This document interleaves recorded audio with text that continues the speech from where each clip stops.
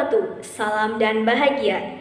Perkenalkan, kami dari kelompok 1 akan mempresentasikan tugas mata kuliah Ketamahasiswaan 2, yaitu terkait dengan budi pekerti yang terdapat 5 nilai karakter, dan kelompok 1 memilih nilai integritas. Sebelum itu, izinkan kami memperkenalkan anggota kelompok 1. Saya Tri Subekti dari Program Studi Pendidikan Fisika dengan NIM 2023005002 bersama rekan-rekan saya. Saya Nini Fatona, Prodi Pendidikan Fisika dengan NIM 2023005006. Saya Rahmawati dari Prodi Pendidikan Matematika dengan NIM 2023004012. Saya Laila Radatul dengan Prodi Pendidikan Fisika dengan NIM 2023005004. Saya Miftahul Nisa dari Prodi Pendidikan Fisika dengan NIM 2023005003. Saya Rahma Aulia Azahra dari Prodi Pendidikan IPA NIM 2023001618. Nah teman-teman, dalam video ini kami akan membahas yang pertama tentang pengertian integritas dan budi pekerti. Selanjutnya, ciri-ciri integritas, sikap integritas, cara menerapkan integritas, manfaat integritas, dan hubungan integritas dengan budi pekerti. Nah, kira-kira integritas itu apa ya? Yuk langsung saja kita simak penjelasannya. Nah, jadi integritas adalah salah satu bentuk kualitas terpenting yang harus dimiliki oleh seorang pemimpin. Integritas adalah suatu konsep yang berkaitan dengan perilaku, nilai, metode, sarana, prinsip, harapan, dan keterpaduan berbagai hasil. Orang yang memiliki integritas berarti memiliki kepribadian yang jujur dan kuat. Nah, yang selanjutnya itu budi pekerti. Budi pekerti adalah suatu yang sangat terkait dengan sifat manusia, baik dalam sifat maupun perbuatan, yang dilakukan dengan kesadaran. Arti kata budi sendiri adalah sadar, nalar, pikiran, atau watak. Sedangkan arti kata pekerti adalah perilaku, perbuatan, perangi, tabiat, atau watak. Selanjutnya, ciri-ciri integritas. Ciri-ciri integritas yang pertama yaitu orang yang jujur, setia, dan dapat dipercaya. Yang kedua, orang yang berintegritas, bertindak dengan transparansi dan konsistensi. Yang ketiga, orang yang berbudi luhur, memiliki martabat, dan tidak melakukan hal-hal yang memalukan. Yang keempat, orang yang jujur, bertanggung jawab atas pekerjaannya. Yang kelima, orang jujur memiliki sikap objektif. Yang selanjutnya adalah sikap integritas. Yang pertama, jujur dan dapat dipercaya ketika mendapatkan suatu amanah. 2. Bertanggung jawab dan komitmen dalam menjalankan suatu pekerjaan. Yang ketiga, menghargai waktu dengan senantiasa berusaha tepat waktu saat ada janji. Yang keempat, mempunyai prinsip serta nilai-nilai hidup yang jelas. Yang kelima, bersikap tulus, setia, senantiasa menjaga martabat diri. Yang keenam, menghormati pendapat orang lain. Dan yang terakhir, membangun kesadaran diri.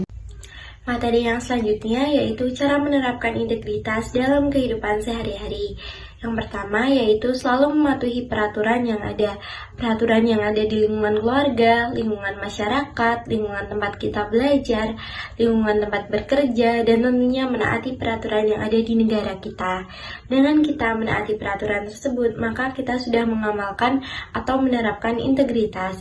Yang kedua yaitu menghormati pendapat orang lain. Saat kita sedang berdiskusi, maka kita harus menghormati pendapat orang yang berbeda dengan pendapat kita. Yang ketiga yaitu memiliki sikap jujur dan amanah. Selanjutnya, bertanggung jawab terhadap tugas. Nah, kita harus memiliki sikap bertanggung jawab terhadap tugas atau amanah yang diberikan kepada kita. Yang kelima, memiliki prinsip hidup yang selaras dengan pedoman bangsa yaitu Pancasila.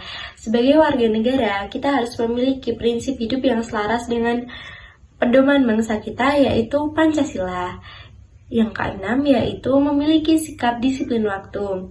Memiliki sikap disiplin waktu merupakan salah satu cara untuk menerapkan integritas dalam kehidupan sehari-hari. Yang ketujuh yaitu berkomitmen kepada diri sendiri untuk menjadi pribadi yang lebih baik. Kita harus berkomitmen kepada diri kita untuk menjadi pribadi yang lebih baik dari hari kemarin. Selanjutnya yaitu mengamalkan nilai-nilai Pancasila dalam kehidupan sehari-hari. Kita harus mengamalkan nilai-nilai Pancasila dalam kehidupan sehari-hari kita dimulai dari hal-hal yang kecil. Nah, yang terakhir yaitu menjaga martabat agar tidak melakukan hal-hal yang tercela. Selanjutnya kita memasuki manfaat integritas. Di sini ada beberapa manfaat seperti yang pertama, manfaat integritas secara fisik dapat membuat seseorang menjadi sehat dan bugar. Maka dengan kondisi seperti ini, seseorang dapat melakukan aktivitas dan pekerjaannya sehari-hari dengan maksimal. Yang kedua, manfaat integritas secara intelektual dapat mengoptimalkan kinerja otak seseorang di mana tindakannya selaras dengan pikirannya. Misalnya, seseorang terlatih berpikir secara ilmiah dan tidak gegabah dengan orang lain. Yang ketiga, manfaat integritas secara emosional dapat membuat diri seseorang penuh motivasi, empati, serta rasa solidaritas yang tinggi dalam interaksi bekerja, membuat orang lebih disiplin dan memungkinkan orang untuk lebih berkomitmen. Yang keempat, manfaat integritas secara spiritual membuat seseorang menjadi lebih bijaksana dan mengartikan sesuatu, termasuk memaknai segala pengalaman hidupnya seperti keberhasilan dan kegagalan yang pernah dialaminya. Yang kelima, yang terakhir, manfaat integritas secara sosial mampu mengembangkan hubungan antara individu maupun lingkungan masyarakat. Adanya integritas pada setiap orang akan menjamin adanya tantangan masyarakat yang baik. Misalnya membuat seseorang mau bekerja sama untuk menyelesaikan tugas maupun kerjaan yang menuntut kekompakan serta kerjasama yang baik. Baik, selanjutnya yaitu hubungan antara integritas dan budi pekerti. Nah, kira-kira hubungannya bagaimana ya? Jadi, hubungan antara integritas dengan budi pekerti yaitu dapat kita ibaratkan sebagai fondasi dan struktur bangunan, di mana integritas menjadi landasan yang kuat dalam memastikan seseorang bertindak sesuai dengan nilai-nilai dan moral yang diyakininya. Sedangkan budi pekerti merupakan hasil tindakan yang sesuai dengan nilai-nilai tersebut.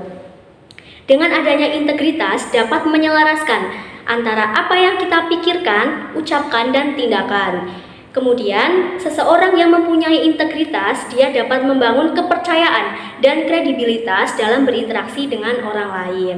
Sedangkan budi pekerti merupakan cerminan dari integritas yang tercermin dalam perilaku sehari-hari, seperti kejujuran, keramahan, kesopanan, dan tanggung jawab. Selanjutnya, terdapat beberapa aspek yang dapat menggambarkan hubungan antara integritas dan budi pekerti. Yang pertama, integritas dapat mempengaruhi perilaku seseorang. Jadi, seseorang yang mempunyai integritas, dia akan berperilaku memiliki budi pekerti yang baik gitu.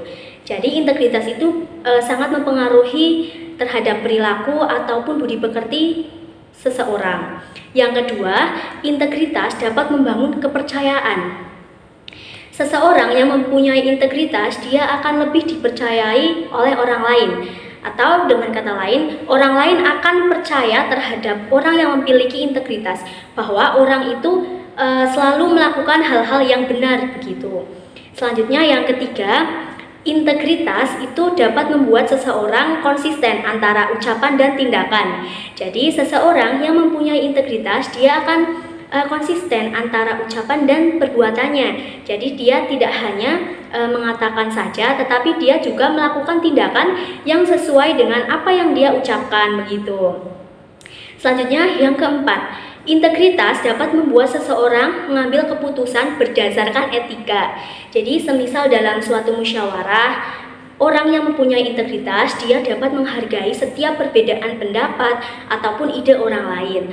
Selain itu, dia juga dapat mengambil keputusan yang mempunyai kebaikan tidak hanya untuk dirinya sendiri, tetapi untuk kebaikan bersama begitu. Baik teman-teman, jadi kesimpulan dari materi integritas ini adalah integritas merupakan hal yang sangat penting dalam membentuk karakter seseorang. Jadi integritas dan budi pekerti merupakan dua hal yang saling melengkapi, mempengaruhi, dan memperkuat dalam membentuk karakter seseorang. Maka dari itu, kita sebagai generasi muda, sebagai mahasiswa harus belajar menerapkan integritas pada diri kita sendiri agar kita dapat menjadi pribadi yang lebih baik dan memiliki karakter yang baik juga. Karena integritas ini mempunyai banyak manfaat untuk diri kita maupun orang lain. Demikian yang dapat kami sampaikan dari kelompok 1. Banyak kurangnya kami mohon maaf. Terima kasih. Kami akhiri. Wassalamualaikum warahmatullahi wabarakatuh. Salam dan bahagia.